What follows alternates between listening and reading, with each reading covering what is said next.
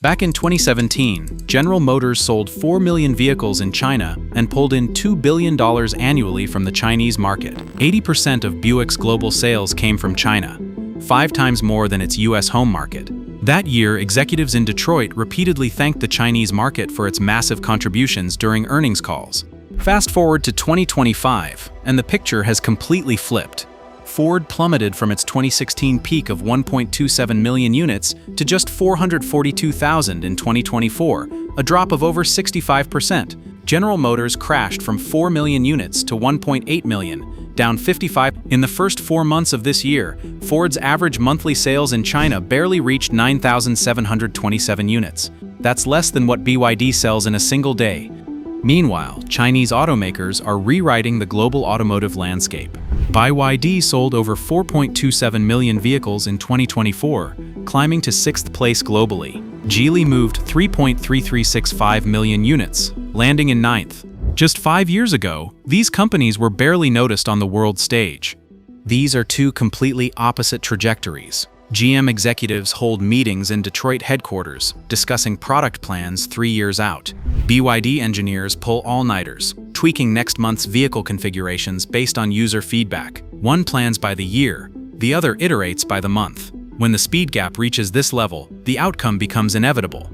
McKinsey predicts foreign automakers' market share in China will drop below 30% in 20. Once it crosses this threshold, many foreign brands will face a survival crisis in 28 years. From 4 million units to less than 100,000, from market dominance to the edge of extinction. What exactly happened to American automakers in China? How did this blitzkrieg unfold? 1997 marked General Motors' entry into Shanghai. Back then, China's automotive market was a blank canvas. Private car ownership remained a distant luxury for ordinary people. The entire country sold only a few 100,000 vehicles annually, mostly to government agencies and state enterprises. The joint venture rules looked strict on paper. Foreign ownership capped at 50%, mandatory partnerships with Chinese automakers, and required technology transfers. But GM didn't care. They saw a massive market of 1 billion people. They saw China's hunger for automotive manufacturing expertise. In the eyes of these Detroit giants, China needed everything they had to offer: capital, technology, and management know-how. This assessment proved correct for a long time. After China joined the WTO in 2001, the market exploded. Auto sales increased tenfold in less than a decade, making China the world's largest car market. Every quarter brought new records. GM and Ford's stock prices climbed steadily upward. The peak arrived in 2017. GM sold 4 million vehicles in China that year, 500,000 more than its North American market. Buick's Chinese sales were 5 times its US numbers. China became Detroit's cash machine. Quarterly earnings showed record-breaking figures, and Wall Street analysts kept raising their targets. But prosperity masked the brewing crisis. Foreign automakers busied themselves printing money, failing to notice their Chinese partners in these joint ventures were rapidly maturing. SAIC, Changan, BYD. These names meant little in the 2000s, but they learned, accumulated knowledge, and evolved every single day. A more critical signal emerged in 2000. The financial crisis hit, and Detroit's Big Three went hat in hand to the government for bailouts. At that same moment, the Chinese government invested $586 billion in transportation infrastructure. On the surface, they were building roads. In reality, they were laying groundwork for the electric vehicle era. That year, China explicitly announced its goal to achieve a leapfrog advantage in new energy vehicles. The signal was clear enough, but GM and Ford completely ignored it. They remained convinced that Chinese automakers would forever stay in the low-end market, that electric vehicles were nothing but government wishful thinking. Lost in the joy of making money, they couldn't see the foundation beneath their feet starting to crack. On the surface, 2017 looked calm. GM and Ford posted record sales. Financial reports looked beautiful. Shareholders were satisfied. Wall Street remained bullish. But like the tide receding before a tsunami, calm often signals bigger turbulence ahead. That year, South Korea deployed the THAAD missile defense system, prompting Chinese opposition. Though no official ban existed, Korean car sales suddenly crashed. Soon after, American automakers felt the chill too. Starting in 2017, both GM and Korean brands saw their market share cliff dive almost simultaneously.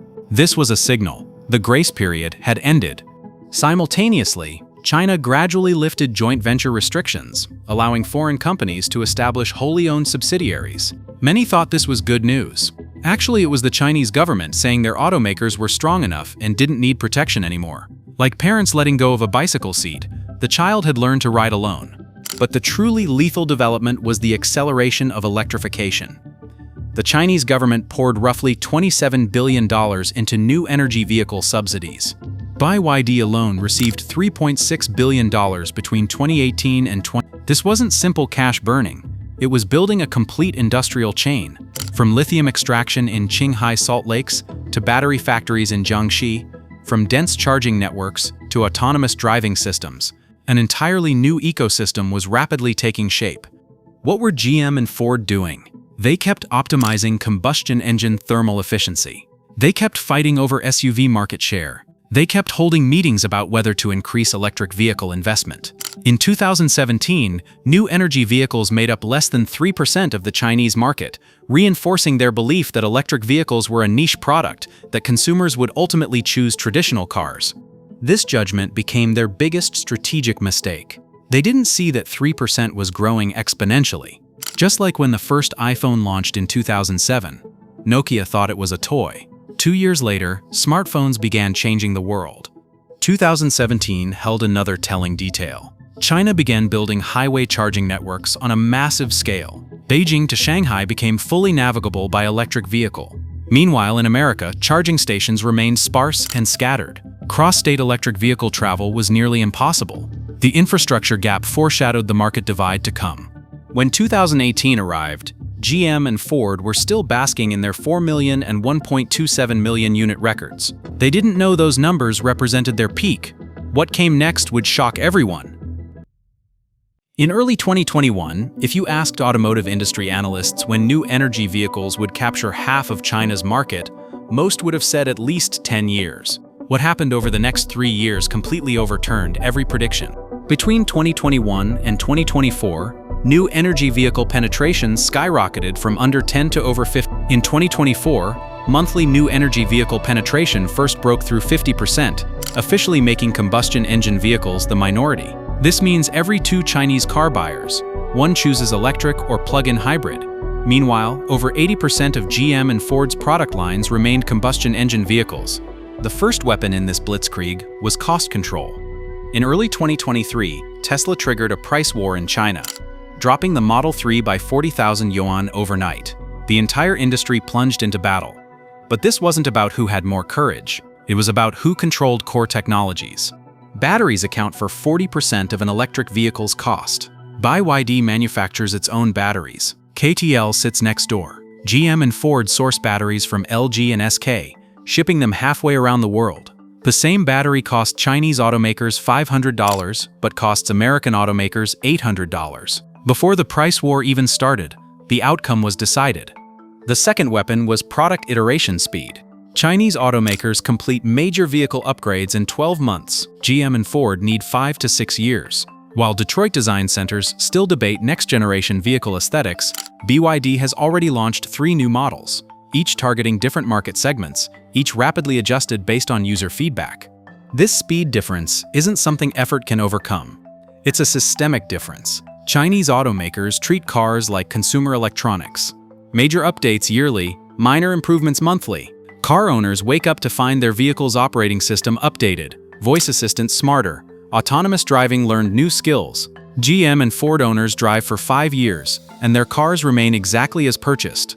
The third weapon was intelligent technology domination. Chinese new vehicles come standard with 15-inch plus screens, voice control for nearly all functions, automatic parking, and highway assist as baseline features. More critically, the feedback speed. When users complain on social platforms that trunk openings are too small, next month's updated model fixes it. This tight feedback loop creates astonishing evolution speeds.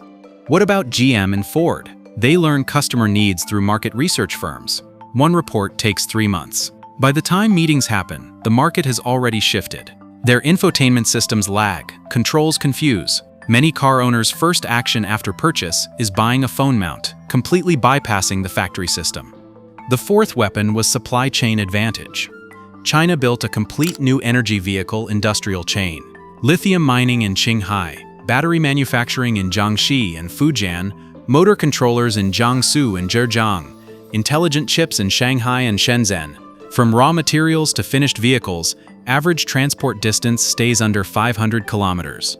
GM and Ford, batteries imported from Korea. Chips depend on TSMC's goodwill. Rare earth materials rely on global supply chains. One component shortage, entire production lines halt. During the 2021 chip shortage, Chinese automakers quickly found alternatives. American automakers could only cut production capacity. The fifth weapon was charging infrastructure. China now has over 8 million charging stations. Highway fast charging stations appear every few dozen kilometers.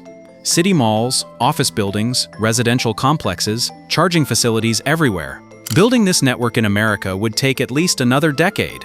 Without charging networks, electric vehicles become useless. The final weapon was policy coordination. Scrap and replace subsidies, purchase tax exemptions, unlimited license plates, every policy precisely targeted. In 2025, China's vehicle scrapping program is expected to reach 5 million units, with subsidies around 90 billion yuan. Trade-in policies could drive 10 million units worth approximately 130 billion yuan. New energy vehicle purchase tax exemptions are expected to release 200 billion yuan in benefits. This represents the strongest policy support in history. These 6 weapons combined create crushing dominance. By 2024, the battlefield outcome was clear. BYD sold 4.27 million units, ranking 6th globally.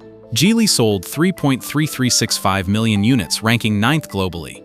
In less than 5 years, they went from regional brands to global top 10.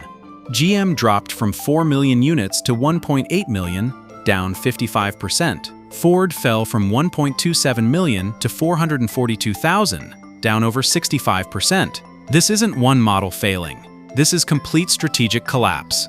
From January to May 2025, Chinese domestic brands' market share reached 65–70%, and it's still rising. A market once 70% foreign-owned is now 70% domestic. This reversal took less than a decade. Chinese consumers voted with their feet. They chose BYD not from patriotism, but because it's smarter, cheaper, and performs better. They abandoned Ford not from hating America, but because the products fell behind. The market speaks truth. When a brand's sales get cut in half 3 years running, the problem definitely lies with the product itself. McKinsey predicts foreign automakers' share in China will fall to 30% in 20. Once it drops below this number, many foreign brands will face survival crises in 20. In October 2025, we're standing at this historic moment. Why is 30% the line of life and death? Because it triggers a chain collapse. When market share drops to 30%, dealerships can't sustain themselves. A 4S shop selling 3 to 5 cars monthly bleeds money on rent, labor, and inventory costs. Dealers start pulling out, closing one after another. Consumers want to buy cars, but the nearest dealership sits 200 kilometers away. After-sales service becomes even harder. At that point, no matter how good the car, nobody dares buy it. Supply chains fracture too. Parts suppliers see orders plummet and begin reducing or halting production. Need a replacement part? Wait 3 months and still might not get it. Brand image completely collapses, spiraling into a vicious cycle. The data already looks brutal. From January to April 2025, Ford averaged 9,727 monthly sales, Hyundai 8,751. Under 10,000 units means in a month on Chinese streets, you barely see any new cars from these brands. Consumers start thinking these brands have already withdrawn from the market.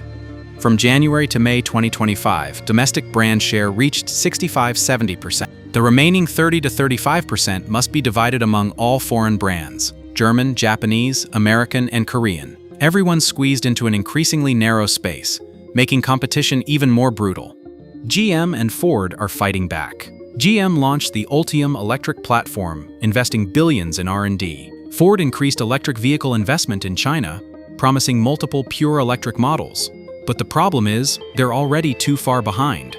Technology gaps can be closed, but ecosystem gaps are nearly impossible to reverse.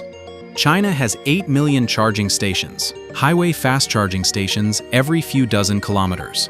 Building this infrastructure network in America would take at least another decade. The bigger crisis lies ahead. From January to July 2025, China accounted for 68% of global new energy vehicle share and 34% of global automotive share.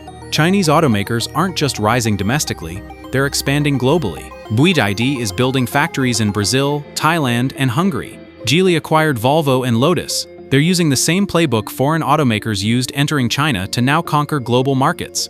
Detroit faces the ultimate question. If they can't even hold the Chinese market, what will they fight with when Chinese automakers storm American soil? Today's Chinese automakers have lower costs, faster iteration speeds, more advanced intelligent technology, and more complete supply chains. These advantages work in any global market. BYD already built a factory in Mexico, just one step from America. Tariffs can be raised, but for how long? When your product costs 30% more and your features lag a generation behind, tariffs won't save you. Can the 30% line hold? Looking at current trends, there's little suspense. The real question is, after American automakers exit the Chinese market, what will they have left globally? From walking into China with full confidence in 1997 to struggling at the 30% line of survival in 2025, American automakers completed the journey from peak to valley in less than 30 years. This isn't just two companies failing. This is industrial hegemony transferring, an era ending. Detroit once taught China how to build cars. Now China is teaching the world how to build electric and intelligent vehicles. The speed of this transformation caught everyone off guard. While the GM CEO still discusses China's strategy, the BYD CEO has already responded to 1,000 user messages on social media, and next month's vehicle configurations have been adjusted 3 times based on feedback. This isn't about diligence versus laziness. These are two completely different business philosophies. One treats cars as industrial products, pursuing stability and profit. The other treats cars as consumer electronics, pursuing iteration and user experience. In stable markets, the former wins. In times of dramatic change, the latter must prevail. History's lesson is clear. During technological transformation windows, no advantage lasts forever. Brand, technology, distribution channels, these once impregnable moats can collapse overnight under new rules. Nokia once dominated mobile phones. Kodak invented the digital camera. Both fell during transformation. American automakers didn't lose to Chinese automakers. They lost to a future they didn't take seriously. When that future truly arrived, they discovered they had no time left to catch up. China now accounts for 34% of global automotive share and 68% of new energy vehicle share. The power transfer is complete. The next chapter will be even more spectacular and even more brutal.